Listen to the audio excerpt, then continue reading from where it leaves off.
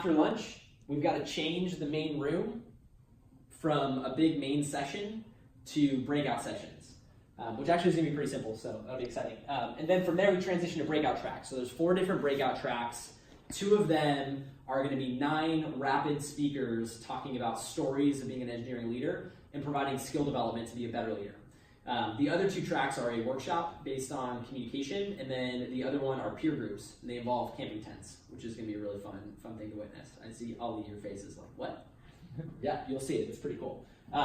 So after that, we get coffee. We finish off the breakout tracks. We have a few cocktails and dinner. Again, feeding 450 people is going to be a big logistical undertaking. We have a couple keynote speakers in the evening, and we have an award ceremony, and then we're done, and that's it. This is the whole flow. So the question is, like, these are the big moments that we got to create. How do we do this? What does this look like within the space? So with the actual venue, the entries that are open actually change before and after 10 a.m. So before 10 a.m., which is if you're an AM volunteer or if you're coming to register at 8:30, as you can see, so to get everybody oriented, so you have Mission Street, Market Street, 5th Street, and 4th Street. So this is right at the Westfield Mall.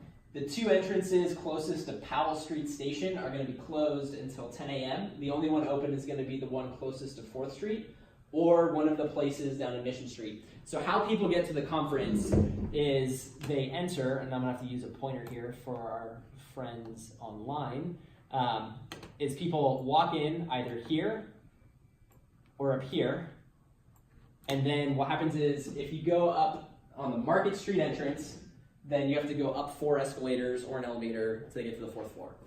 The Mission Street entrance, you have to take the elevator to the 5th floor and then go down an escalator to get to the 4th floor.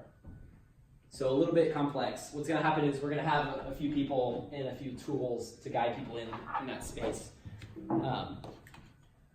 Cool. Here are the drawings. Why won't this let me go? Here we go.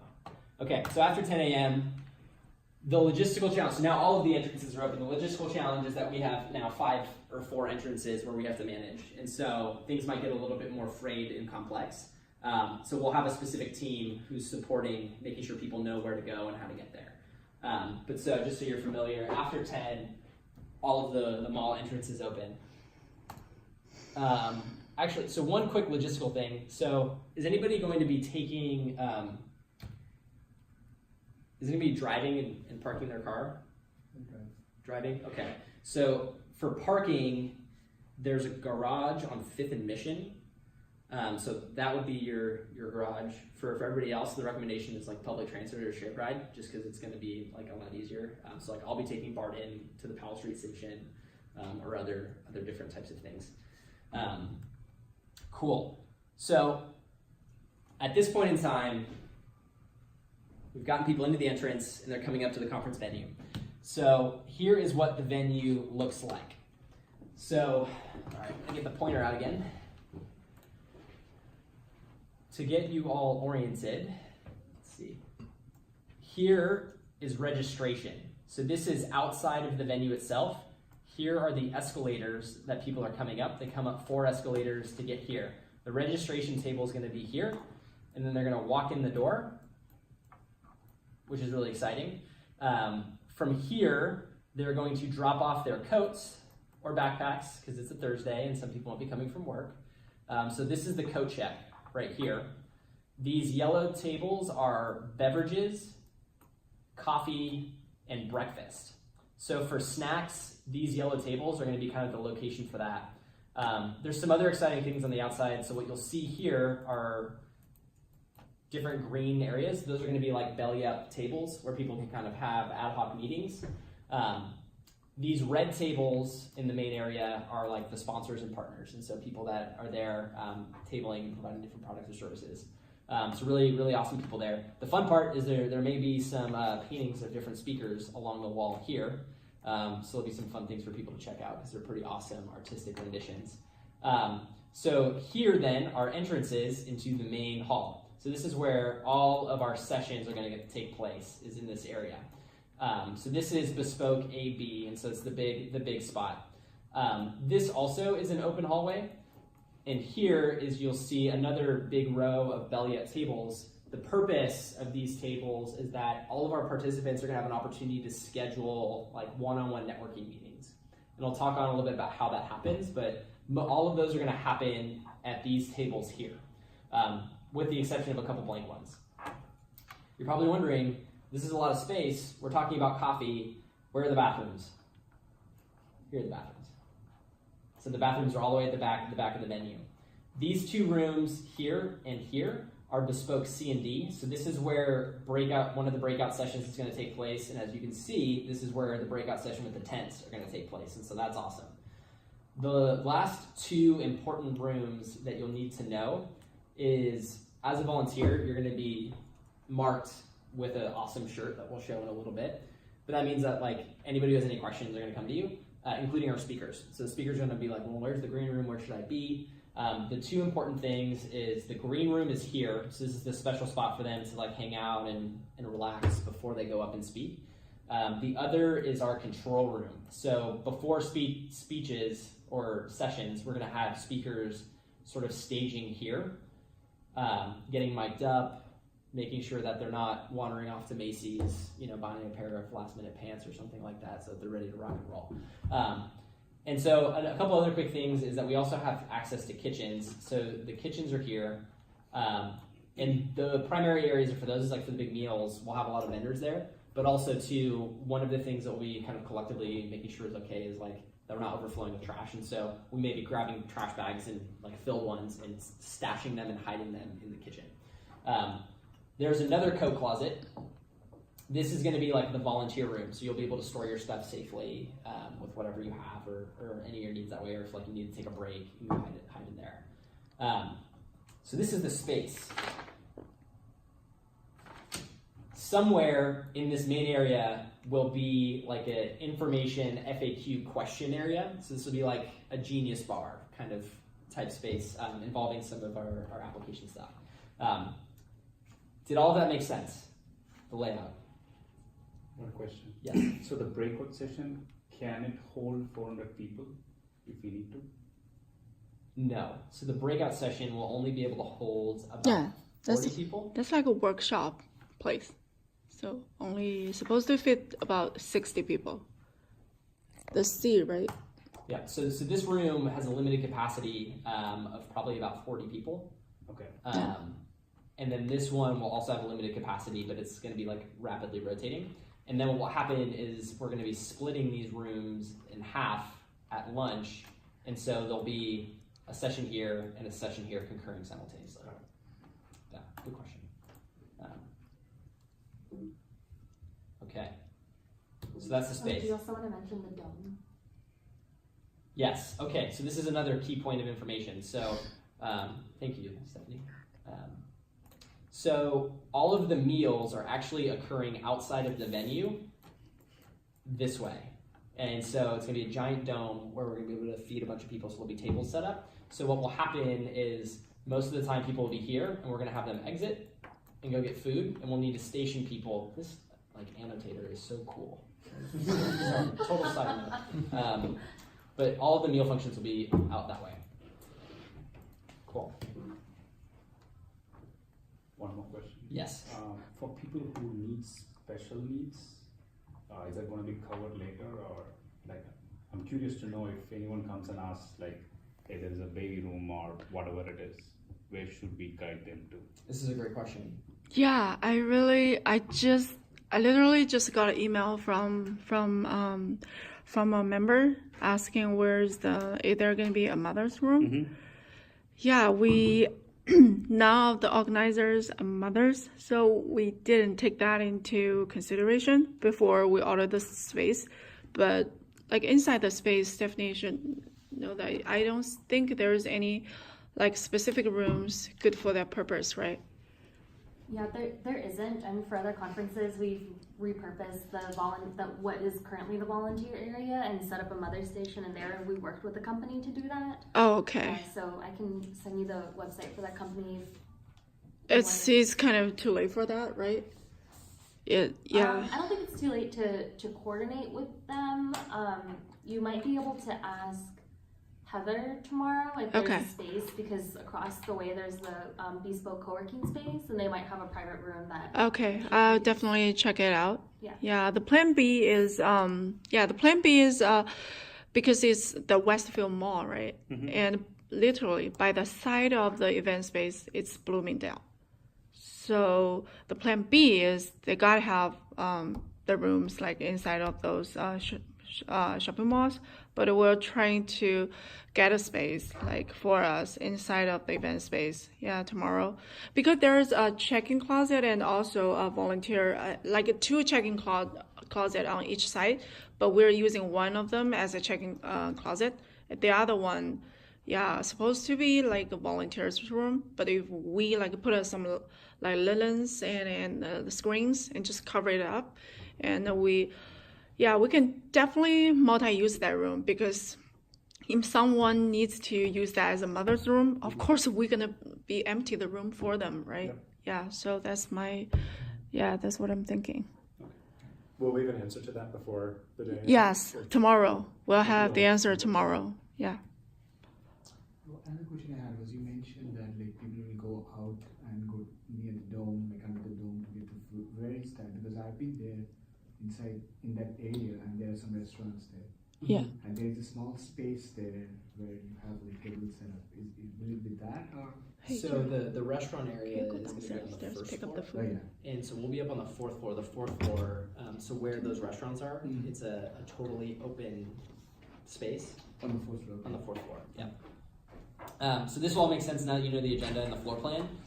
This will be what it looked like. So I'll pull out my annotator one more time.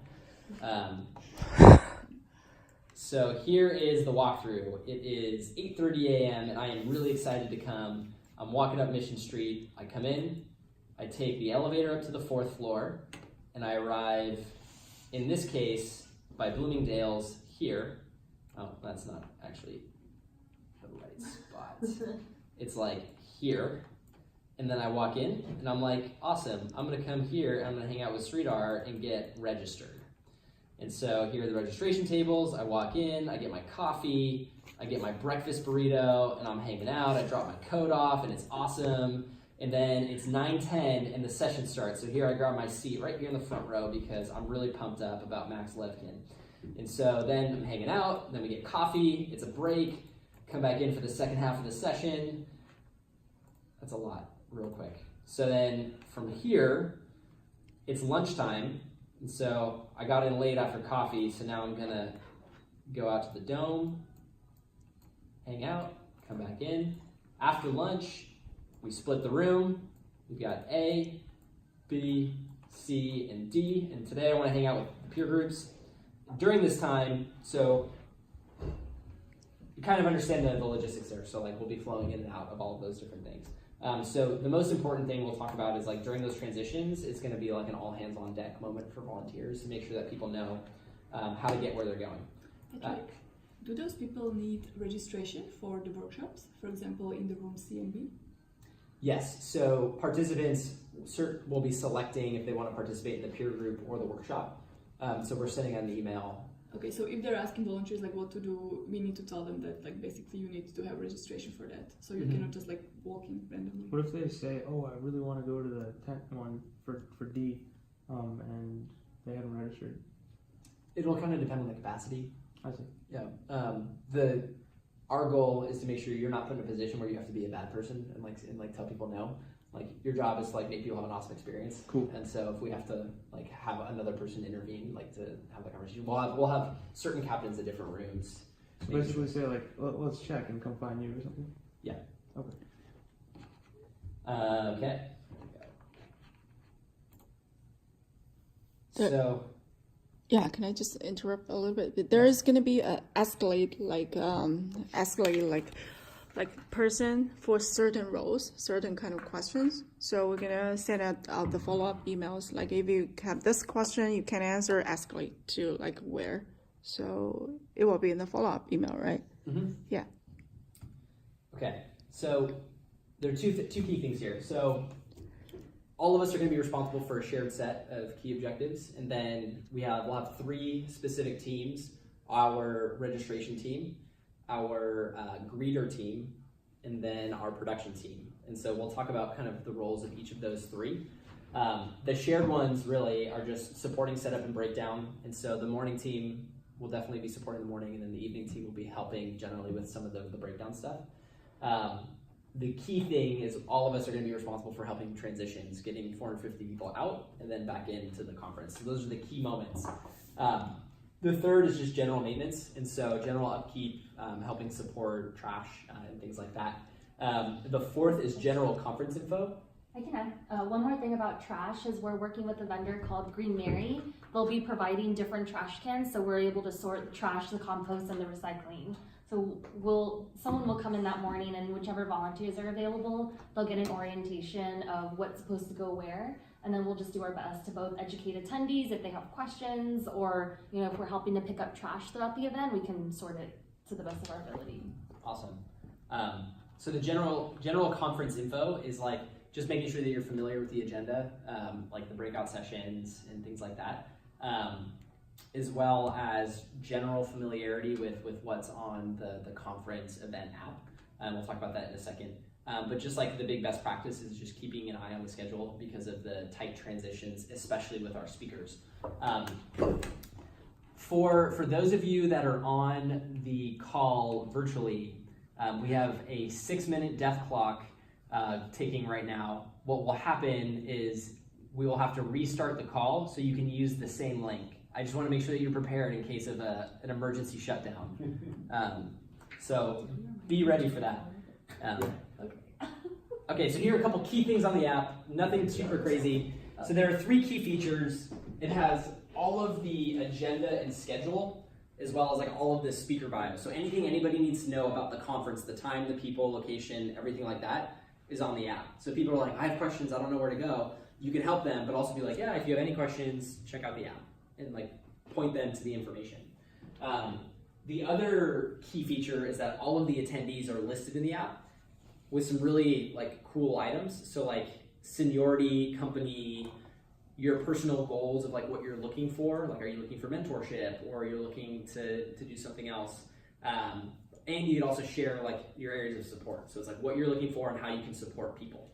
And so what will happen is people are using that to schedule one-on-one networking meetings. So it's like, oh, I want to learn from a senior manager about how do I get to that position and get a little bit of mentorship. So that's how people will be using the app, is scheduling things like that. So the actions that you would encourage people is like, check out and download the app if you can. Schedule meetings if that's relevant to them and what they're looking to get out of their experience. And if they have any questions of like, I don't know how to use the app, then you can point them to the Genius Bar. You don't have to worry about troubleshooting with them. But we'll have team members set up there. Okay, so the AM team. It's really simple. Supporting registration setup. This is the registration team. Supporting setup, becoming familiar and practicing the setup and how to do it, because it's hardware and software and things always get a little bit complicated and funky. And then you will be checking in all of the volunteers and participants and the speakers and helping support some of the code rack logistics. So like backpacks, codes, everything like that. The big moment is going to be the period of 8:30 till about 10 o'clock for registration, because that's when the most people will be coming. So that'll be all hands on deck. The PM registration is the exact same thing, but in reverse order. So the big moment is the checkout, so when people need their codes specifically. So the breakdown will be pretty simple and straightforward, but the coat rack logistics at the end might be the crazy logistical point. So we got all that. The greeter team. So there are a couple key objectives here for the greeter team. So they are the welcoming force and the people movers. So they're going to be the ones who are probably going to be in most of the common spaces, helping welcome people, directing them to where they need to go, and helping navigate the 4 floors and the elevators to get to where we need to go for the conference. So the key thing that they'll be leading are going to be all the transition moments, supported by all the other staff. There'll also be like the main points of like information and question answerings, because they'll be like in the very common places. And so those are the kind of the key parts of the greeter team.